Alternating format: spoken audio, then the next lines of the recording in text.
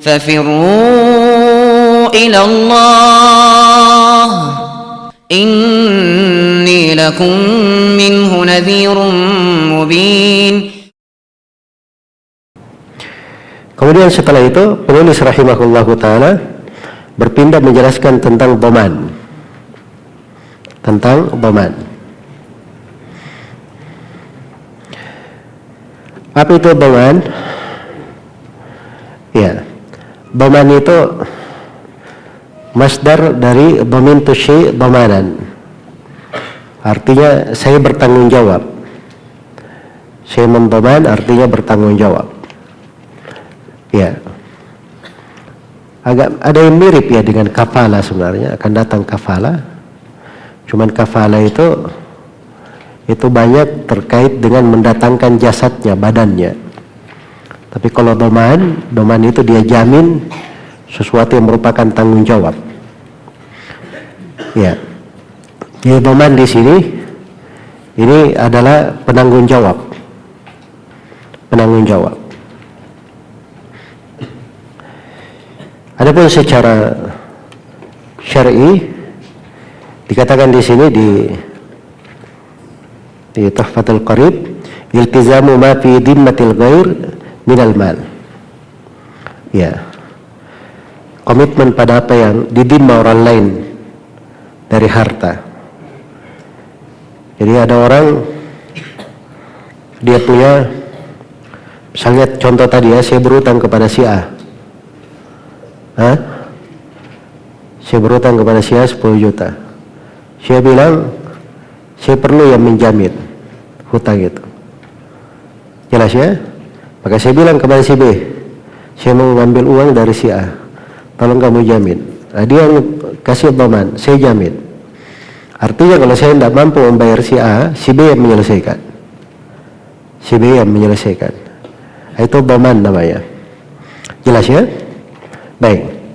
Kata penulis rahimahullah, wa yasihhu dhamanud duyunil mustaqirrah fid dhimmati idza ulima qadruha. Dhaman terhadap hutang-hutang yang telah tetap pada dhimmah adalah syah jika kadarnya diketahui. Jika kadarnya diketahui. Si B misalnya dia tahu saya hutang dari si A. Iya. Si A menagih begitu ke saya.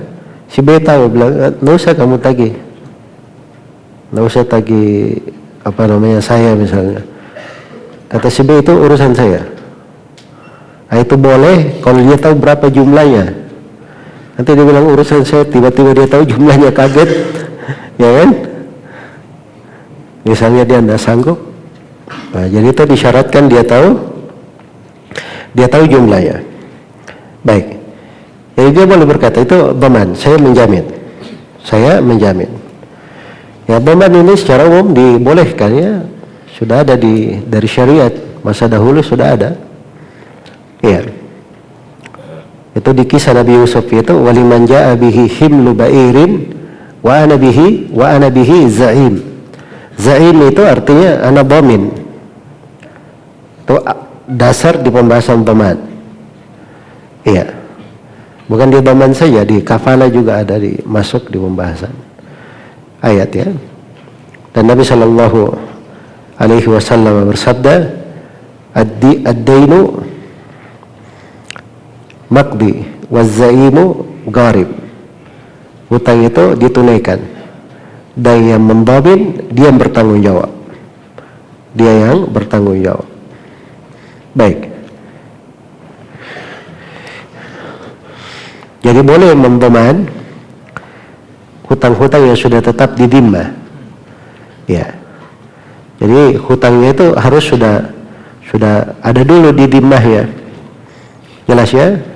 Ada dulu. Nah, baru dia kasih dhamana, dia jamin. Apabila diketahui kadarnya, dia ketahui berapa kadarnya, atau jenisnya, bentuknya, itu dia pertanyakan. Ya, karena tidak boleh dia menjamin hutang yang tidak diketahui, tidak jelas. Iya. Jelas ya? Itu jadi boleh dia dhamin di situ. Wali sahibil haqqi mutalabatu man sya'a min ad-dhamin wal madmuni anhu idza kana ad-dhamanu ala ma bayyana. Dan untuk pemilik hak itu boleh dia tagih siapa saja. Boleh ditagih siapa saja. Itu bedanya antara hawala dengan dhaman. Kalau hawala tadi kan sudah diserahkan ke sana, ke muhtal, dia bereskan. Dia jangan ke saya lagi, sudah selesai dhimma saya. Jelas ya? Kecuali kalau ini tidak memberi sama sekali, tidak seperti akad hawalanya, maka itu balik lagi ke saya, nggak ada masalah. Tapi kalau dhaman, enggak. Dhaman misalnya saya ngutang 10 juta, saya dijamin oleh si B kepada si A. Si A boleh dia tagih saya, boleh dia tagih si B. Tetap dia boleh menagih siapa saja. Nah, itu dhaman. Jelas ya?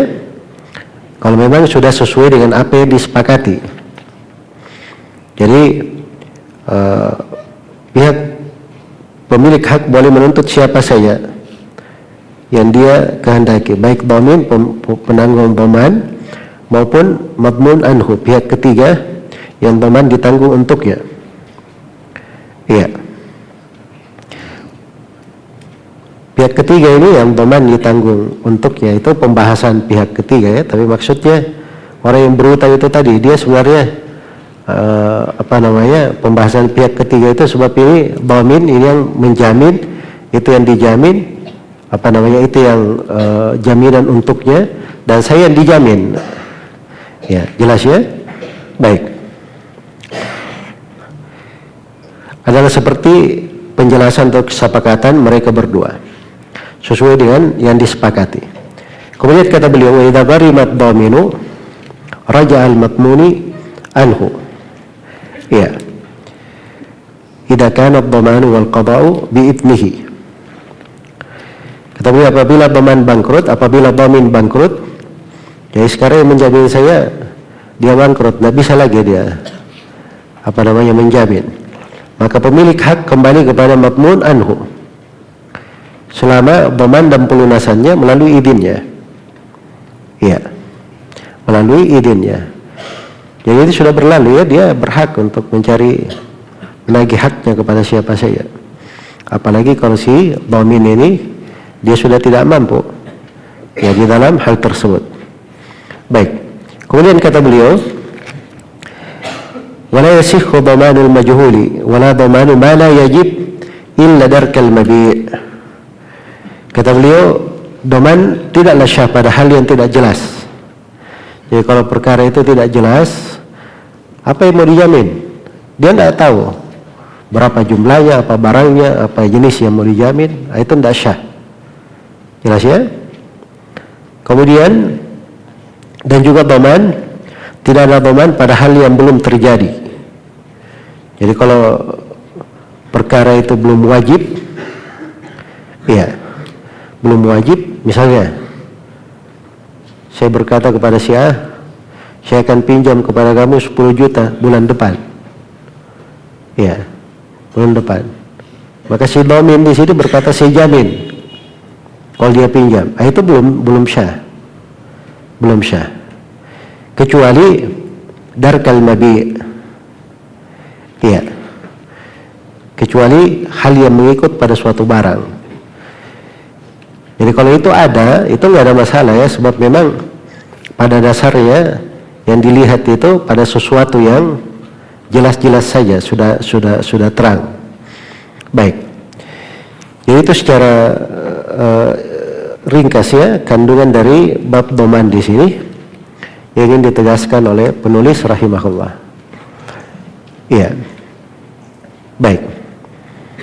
Ini dasar bagus ya sebenarnya dhaman. Cuma bab-bab itu kalau antum baru belajar, memang seperti antum di kadar ini baca aja berulang. Pahami masalah 1-2 masalah di situ, dipahami saja dulu.